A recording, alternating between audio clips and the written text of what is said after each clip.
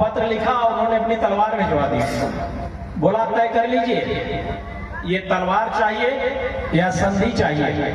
मैं वही जट अशोक हूं, तलवार चलाना छोड़ा है, चलाना भूले नहीं है।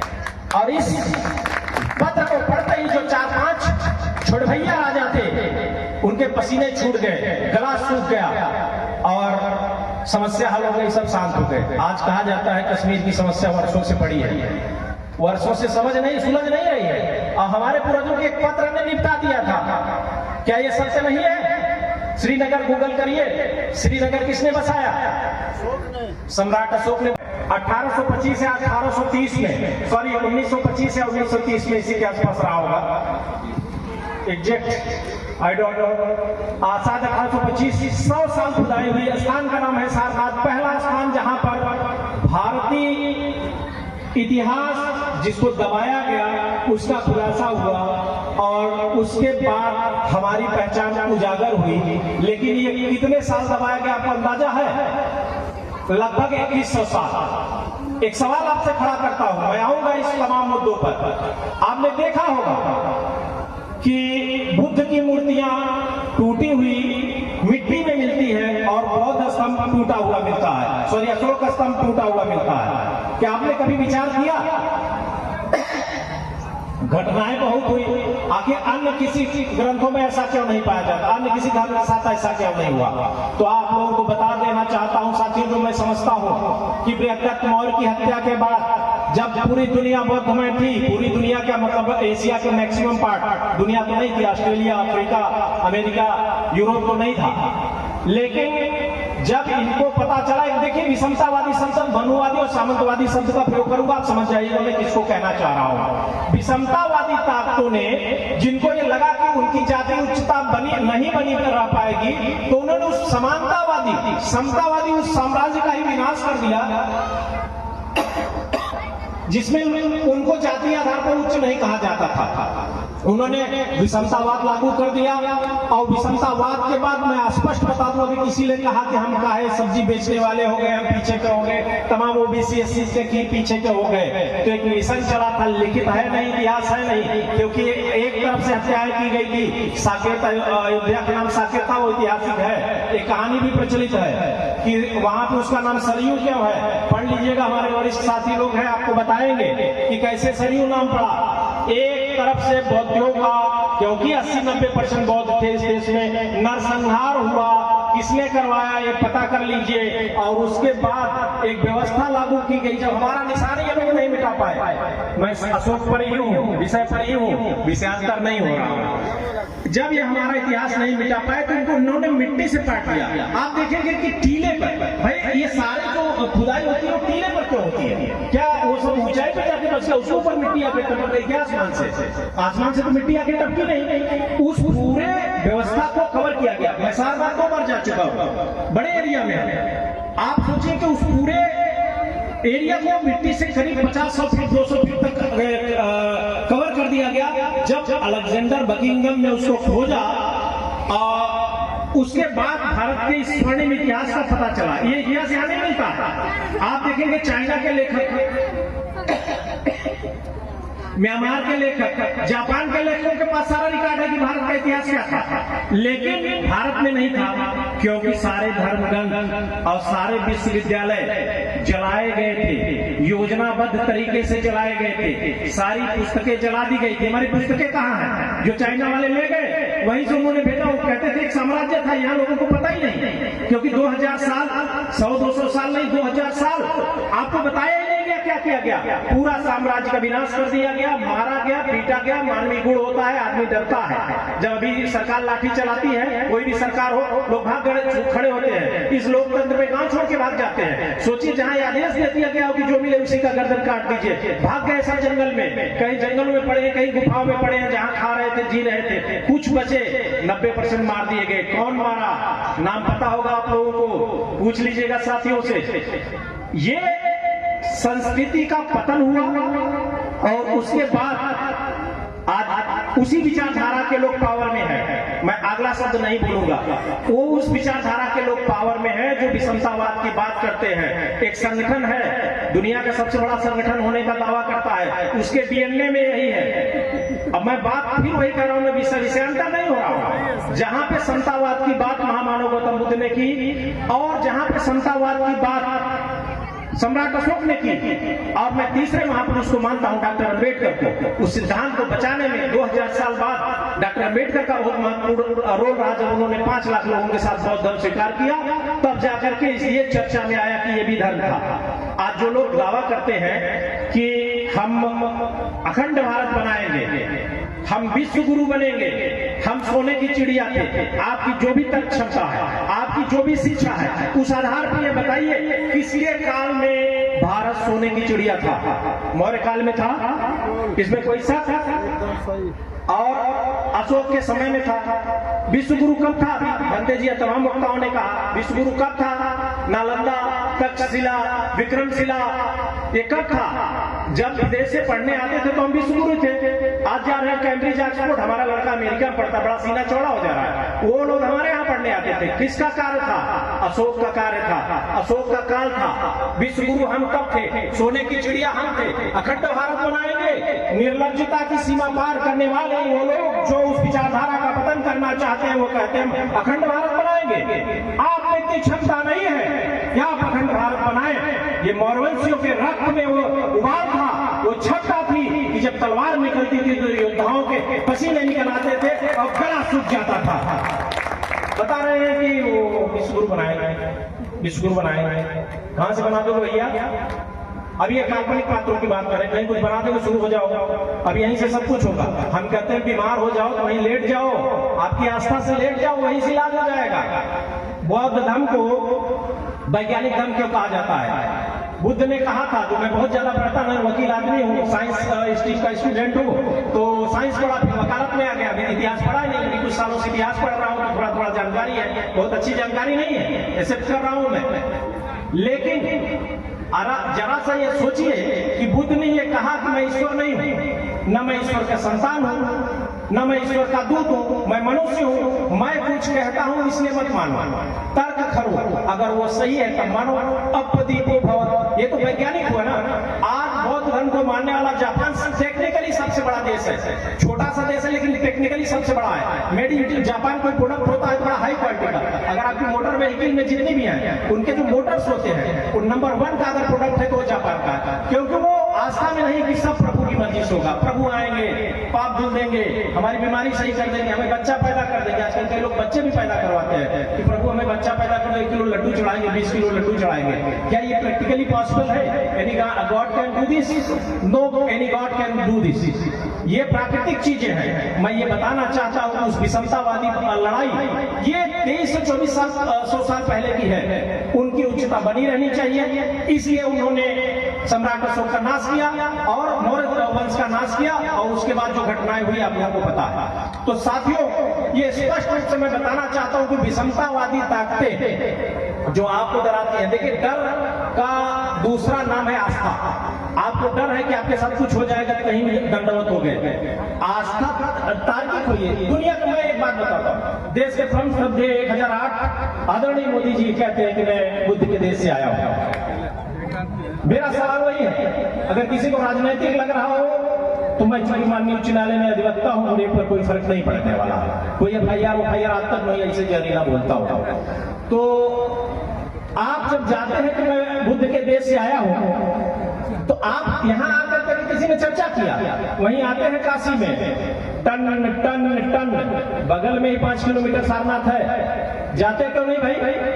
आप बताते हैं कि मैं बुद्ध के देश से आया हूं, और बुद्ध की पहचान पे आप नहीं जाते, सारनाथ क्यों नहीं जाते? ये आपको मंथन करना है, मैं किसी को कोस नहीं रहा हूं। आपको मंथन करना है कि आपका इतिहास मिटाने वाले कौन लोग हैं, और वो किस विचारधारा के लोग हैं। एक वीडियो मैंने डाउनलोड कराया, एक हमारे वैचारिक साथी हैं अचल सिद्धार्थ यादव जी, वीडियो था 1-2 साल पुराना। देश के परम आदरणीय प्रदेश के परम आदरणीय मुख्यमंत्री जी ने कहा था कि मैं योग बुद्ध को मानने वाला हो।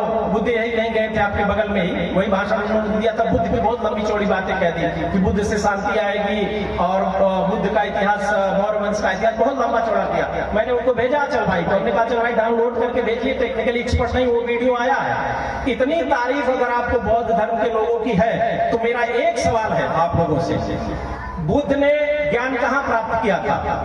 बोध गया में। बोध गया में अतिक्रमण हुआ है कई सालों से।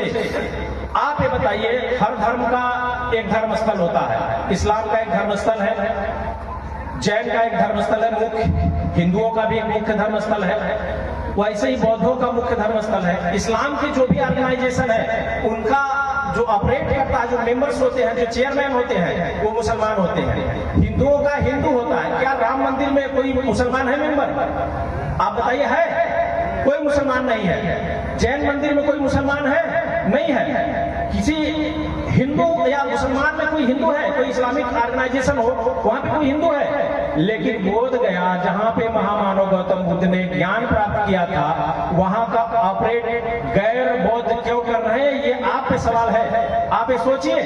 मैं विषयांतर नहीं हूं, मैं बार बार रिमाइंड कर रहा हूं, क्योंकि उसको किसने बनाया था? सम्राट अशोक ने बनाया था। मैं सम्राट अशोक पर ही बोल रहा हूं। सम्राट अशोक ने बनाया था और आज वो कब्जा किए हुए हैं। अंग्रेजों ने उनके लिए कहा था कि इनके अंदर न्याय का चरित्र नहीं होता है। मैं कहता हूं प्रॉपर्टी आपकी है, आप अपनी प्रॉपर्टी में रहिए, आप अपनी में रहिए, मैं अपने में रहता हूं। आप हमारी प्रॉपर्टी पे कब्जा किए हो, बदतमीजी कर रहे हैं। मैं कहना चाहता हूं साथियों कि आप अगर सम्राट अशोक के वंशज हैं और अगर आप उनके रास्ते पे चलना चाहते हैं तो उनके द्वारा स्थापित उस स्थल को, बोध गया स्थल के लिए आवाज उठाइए, लिखिए, पढ़िए, आंदोलन करिए और संविधान के दायरे में आंदोलन करिए। कोई ताकत आपका कुछ नहीं कर सकती है। हमें लड़ना होगा। एक दो कहानियां प्रचलित है, मुझे लग रहा है सत्य है। जब सम्राट अशोक ने बौद्ध धर्म स्वीकार कर लिया, ये बात मैं एक दो बार और बोल चुका हूं, तो शांति हो गई। तो राज्य का मामला था, तो छोटे छोटे जो राजा थे जो उनके अधीन थे, उन्होंने तलवारें उठाना शुरू कर दी। उन्होंने जब तलवारें उठाना शुरू किया और विद्रोह हो गया, कहीं से सूचना आई कि तराई क्षेत्र के उधर जम्मू कश्मीर और जो बॉर्डर के लोग थे उधर के लोगों ने विद्रोह कर दिया। वहां से सूचना आई कि कुछ कबीले के राजाओं ने विद्रोह कर दिया। तो सम्राट अशोक ने एक पत्र लिखा, चर्चा में है, हमें लग रहा है यथार्थी होगा, और पत्र लिखा और उन्होंने अपनी तलवार भिजवा दी। बोला तय कर लीजिए, ये तलवार चाहिए या संधि चाहिए? मैं वही चंड अशोक हूं, तलवार चलाना छोड़ा है, चलाना भूले नहीं है।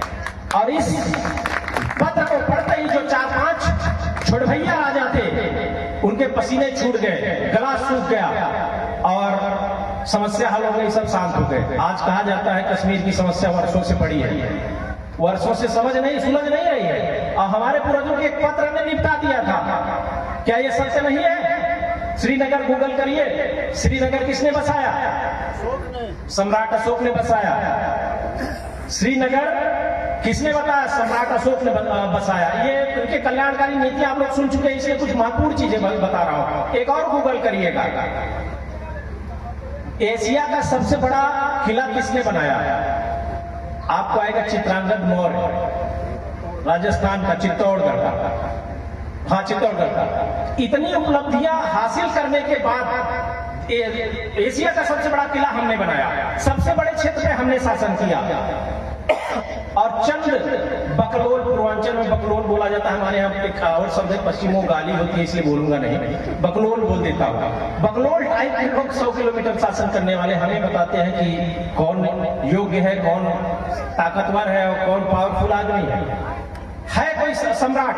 मैं इस मंच के माध्यम से बताना चाहता हूं कि भारतवर्ष के इतिहास में 50 लाख किलोमीटर, 50 लाख वर्ग किलोमीटर समथिंग, कोई लोग 52 लाख वर्ग किलोमीटर बताते हैं। किसी भी राजा का एक और शब्द मैं आप लोगों को संशोधित करके बताना चाहता हूं, आधे में रोक दे रहा हूं, कई लोग बोलते हैं कि रोका मत करिए, मैं रोक दे रहा हूं। एक होता है राजा और उसके राज्य को इंग्लिश में किंगडम कहते हैं, और एक होता है सम्राट, उसके राज्य को एम्पायर कहते हैं। आप इस बात को, दोनों को डिफरेंस समझिएगा।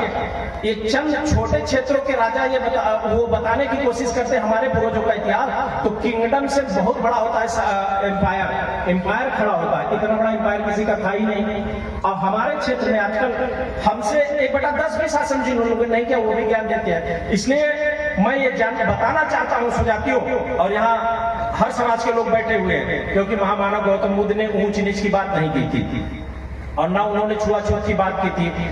सम्राट अशोक ने भी वही रास्ता अपनाया, और तमाम चीजें जो लोग कह रहे हैं पशुओं पे भी उन्होंने दया की, पशु चिकित्सालय खुलवाए, वो पेड़ ओड़ आप लोगों ने बहुत सुना है कि तालाब खुलवाए, वो तो किया, अच्छी चीज है। लेकिन जो समानता की बात की, आजकल एक व्यवस्था चलती है, एक धर्म के लोगों के छू लेने से उसी के धर्म के लोग अपवित्र हो जाते हैं। पता नहीं कौन सा धर्म है, मुझे नहीं पता है, आप लोग पता करिएगा, बताइएगा कि उस धर्म के लोगों के छू लेने से धर्म अपवित्र हो जाता है। लेकिन सम्राट अशोक ने जिस धर्म को स्वीकार किया था वहां किसी के छूने से कोई अपवित्र नहीं होता। और अगर मूंछ मूछ रख लिए टाइप, उनके बाप का मूंछ है अगर आपने रख लिया तो फिर मार मार के मार ही डालते थे। और एक और शब्द है, घोड़ी पे अगर आप चढ़ गए तो फिर बवाले है, दुल्हा बन के आप चढ़ गए। ये विषमतावादी लोग कौन है, वो कौन लोग थे? इस बात को आपको मैं बार बार जागरूक करना चाहता हूं कि आजकल वो हर जगह माहौल बना रहे हैं, वो लगा के झंडा उंडा कुछ करते हैं। जरा उनसे पूछिए कि हम लोग मनुष्य समान है कि नहीं है। अगर कहते हैं हाँ ठीक है, उनसे पूछिए मनुस्मृति कुछ लिखती है, आप मानते हैं? आप कहेंगे नहीं नहीं गलत है, अंत में जाकर उसी पर भी करते हैं। जहां पे वो कहते हैं कि धन रख लोगे तो तुम हत्या कर दी जाएगी, उनकी संपत्ति कब्जा कर लो। ऐसी विचारधारा के विरोधी सम्राट अशोक रहे हैं, और भारतवर्ष के इतिहास में इतना महान सम्राट हुआ ही नहीं है। मैं बहुत ज्यादा वर्णन नहीं करना चाहता हूँ, लेकिन साथियों मैं ये बताना चाहता हूँ कि यहाँ पे बैठे लोग उनके अनुयायी हैं, चाहे वो किसी जाति धर्म से हो, क्योंकि जाति व्यवस्था में सम्राट अशोक का भी विश्वास नहीं था। और सम्राट अशोक के बाद डॉक्टर अंबेडकर के सिद्धांतों को समझिए। ग्रामीण क्षेत्र में मैं भी एक बार मैंने बहुत पहले लिखा था कि हृदयलाल मौर्य भूतपूर्व पाखंडी, तो बड़ा लोग हंसे। जब युवा आता है ना तो उसको जो बताया जाता है जो चीजें वही वो समझ लेता है। आज भी हमारे समाज में बहुत सारे लोग पाखंडी हैं, लेकिन डॉक्टर अंबेडकर के सिद्धांत, महामानव गौतम बुद्ध के सिद्धांत और सम्राट अशोक के सिद्धांत पाखंड मुक्त थे, पाखंड युक्त नहीं थे। इसलिए आप किसी भी स्तर के पाखंड में अगर इन्वॉल्व है तो आप अपने पूर्वजों के विचारधारा के विपरीत। साथियों मैं सामाजिक बातें कहना चाहता हूं, निवेदन करूंगा, जो मुझे अशोक को बोलना था वो बोल दिया। अगर आप उनके रास्ते पे चलना चाहते हैं, किसी जाति को ऊंच नीच मत कहिए। अगर आप किसी को नीच मानते हैं तो आप विषमतावादी हैं, और आप विषमतावादी हैं तो आप अपने पूर्वजों की विचारधारा के विपरीत हैं। अगर आप अपने पूर्वजों की विचारधारा के विपरीत हैं तो आप कुल के कलंक हैं, और कुल के कलंक होना शर्म का विषय है। इसलिए पूर्वजों के नाम को अगर आगे बढ़ाना है तो पूर्वजों के सिद्धांत पे चलिए। बहुत सारे लोग आएंगे, हर समाज में पैदा हो गए। दूसरा डॉक्टर, अभी किसी ने कहा था, न दूसरा डॉक्टर अंबेडकर पैदा होगा, न दूसरा महामानव गौतम बुद्ध पैदा होगा, और न ही सम्राट अशोक पैदा होगा। बहुत सारे लोग आएंगे, पैर खड़ा करेंगे, बड़े बड़े अधिकारी बन जाएंगे, उद्योगपति बन जाएंगे, पैसा कमाएंगे, रिटायर हो जाएंगे, बूढ़े होकर निपट जाएंगे, जैसे लोग मर जाते हैं। इसमें बड़ी उपलब्धि नहीं है। आपको अगर कुछ करना है तो पूर्वजों के इतिहास को अगर बना के रखना है तो सम्राट अशोक के सिद्धांतों को समझना होगा। इसलिए बुद्ध के सिद्धांत थे, और एक और सिद्धांत मैं बताऊंगा। बुद्ध के सिद्धांत को एक्सप्लेन किया सम्राट अशोक ने, और सम्राट अशोक के सिद्धांत को 3 लाइन में एक्सप्लेन कर दिया डॉक्टर अंबेडकर ने। और मैं अक्सर बोलता हूं, क्योंकि जो भी पढ़े लिखे लोग हैं वो सब जानते हैं, कुछ युवा है गांव के जो शायद न सुने हो, इसलिए मैं उनको बताना चाहता हूं। शिक्षित बनो, संगठित रहो, संघर्ष करो। भंते जी ने भी यही दूसरी भाषा में बोला था, मराठी में बोला था। ये हिंदी में, चूंकि हम लोग हिंदी भाषी हैं, आप ये सोचिए कि आपकी संख्या कितनी है। आपकी संख्या है उत्तर प्रदेश में 85% और बिहार में है 90%। बाबू जगदेव कुशवाहा का एक नारा था 100 में 90, 100 सीटें 90 भाग हमारा। और हमारी विपरीत विचारधारा के लोग हमारे भाइयों को अपने साथ लेकर के चलते हैं और हमें ही मार पीट रहे हैं, हमारा ही आरक्षण लिए जा रहे हैं, हमें ही अधिकार नहीं मिल रहा है, हमें ही यूनिवर्सिटी में नंबर काट दिया जा रहा है, हमारे ही प्रोफेसर नहीं है। और चीफ सेक्रेटरी राष्ट्रपति और प्रधानमंत्री के भवन में आप लोग लगे क्या है, बहुत बड़ी चीज होती है। सीनियर IAS होता है, एक DM आपका अपना आइडियोलॉजी का आ जाए तो हजारों काम हो जाते हैं। इस चीज को आपको समझना होगा, और समझिए कि इस विचारधारा के लोगों ने कितना OBC SC या हमारी विचारधारा के कितने SHO बनाए हैं, मतलब थाना अध्यक्ष बनाए हैं, कितने DM बनाए हैं, कितने SP बनाए हैं, और आपका काम क्यों नहीं हो रहा है, ये सब समझिए। इन्हीं शब्दों के साथ मैं अपने वाणी को विराम देना चाहूंगा। बहुत बहुत धन्यवाद, बहुत बहुत आभार।